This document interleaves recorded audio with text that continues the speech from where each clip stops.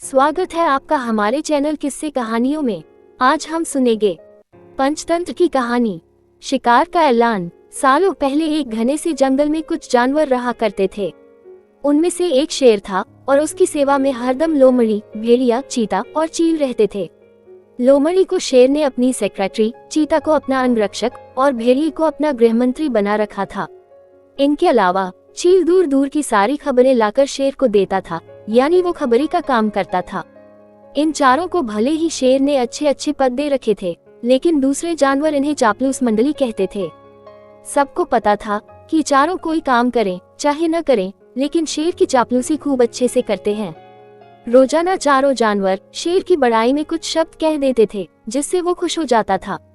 इन सब के चलते जैसे ही शेर शिकार करता था तो अपना पेट भरने तक खाने के बाद वो अपने चारों खास पद में बैठे जानवरों को बाकी का हिस्सा दे देता था। इसी तरह लोमड़ी, भेड़िया, चीता और चील की जिंदगी बड़े ही आराम से कट रही थी। एक दिन खबरी चील ने अपने चापलूस दोस्तों को आकर बताया कि काफी देर से सड़क के पास में ही एक ऊंट बैठा हुआ है। भेड़िया ने सुनते ही पूछा कि क्या वो अपने काफिले वालों से बिछड़ गया है। चीते ने इस सवाल को सुनते ही कहा कि चाहे जो भी हो, हम उसका शिकार करवा देते हैं शेर से। उसके बाद कई दिनों तक आराम से उसे खाएंगे। इस बात को सहमति देते हुए लोमड़ी ने कहा कि ठीक है, मैं जाकर राजा से यह बात करती हूँ।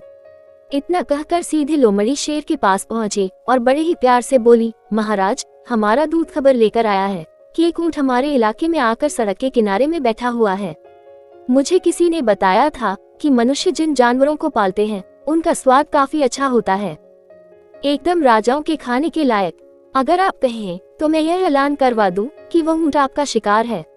लोमड़ी की अच्छी बातों में आकर शेर ने कहा, ठीक है। इतना कहते ही वह उस जगह पर पहुंच गया जहां ऊंट बैठा हुआ था। शेर ने देखा कि वो ऊंट काफी कमजोर है और उसकी आंखें भी काफी पीली हो चुकी हैं। उसकी ऐसी हालत शेर से देखी नहीं गई। उसने ऊंट ने पूछा कि दोस्त, तुम्हारी ऐसी हालत कैसे हो गई? कराहते हुए ऊंट ने जवाब दिया, जंगल के राजा, क्या आपको नहीं पता कि सारे इंसान कितने दयाहीन होते हैं? सारी उम्र मुझसे एक व्यापारी ने माल धुलाया, अब मैं बीमार हो गया तो उसने मुझे अकेले मरने के लिए छोड़ दिया। उसने सोचा कि मैं उसके किसी काम का नहीं रहा, इसी वजह से अब वो मुझे अपने साथ नहीं रख रहा है और न ही मेरा इलाज करवा रहा है। अब आप ही मेरा शिकार कर दीजिए ताकि मुझे इस दर्द से मुक्ति मिल जाए। इन सब बातों को सुनकर शेर काफी दुखी हुआ। उसने ऊंट से कहा कि अब तुम इसी जंगल में रहोगे हमारे साथ, यहाँ तुम्हें कोई भी नहीं मारेगा। मैं ऐलान कर देता हूँ कि तुम्हारा शिकार कोई जानवर नहीं करेगा।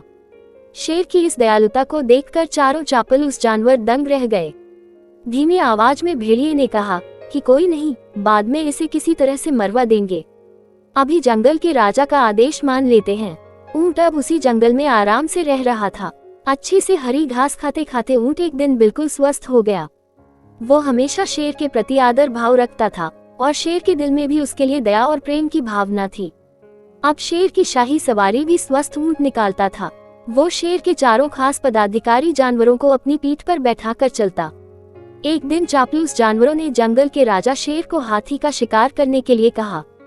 राजा भी मान गया, लेकिन वो हाथी पागल था। उसने शेर को बुरी तरह से पटक दिया। किसी तरह से शेर पागल हाथी से बच तो गया, लेकिन उसे काफी चोट लग गई। अब बीमार शेर बिना शिकार किए किसी तरह से अपनी जिंदगी जीने लगा। उसके सेवक भी भूखे थे। उनके मन में हुआ कि आखिर ऐसा क्या करे कि कुछ खाने को मिल जाए। फिर उनका ध्यान हटे कट्टे हो चुके ऊंट पर गया। सबने मिलकर एक तरकीब सोची और राजा के पास चले गए। सबसे पहले भेड़िए ने कहा कि महाराज, आप कितने दिनों तक भूखे रहेंगे? मेरा शिकार करके मुझे खा लीजिए, आपकी भूख मर जाएगी। फिर चील कहने लगी कि राजा साहब, भेड़िए का मांस खाने लायक नहीं होता है, आप मुझे खा लीजिए। चील को पीछे धकेलते हुए लोमड़ी बोली, तुम्हारा मांस इनके दांतों में ही लगकर रह जाएगा, आप इसे छोड़िए, मुझे खा लीजिए। एकदम से फिर चिता बोला कि इसके शरीर में आपको सिर्फ बाल ही मिलेंगे, आप मुझे खाकर अपनी भूख मिटा लीजिए। ये सब उन चापलूस जानवरों का नाटक था जिसे ऊंट नहीं समझ पाया।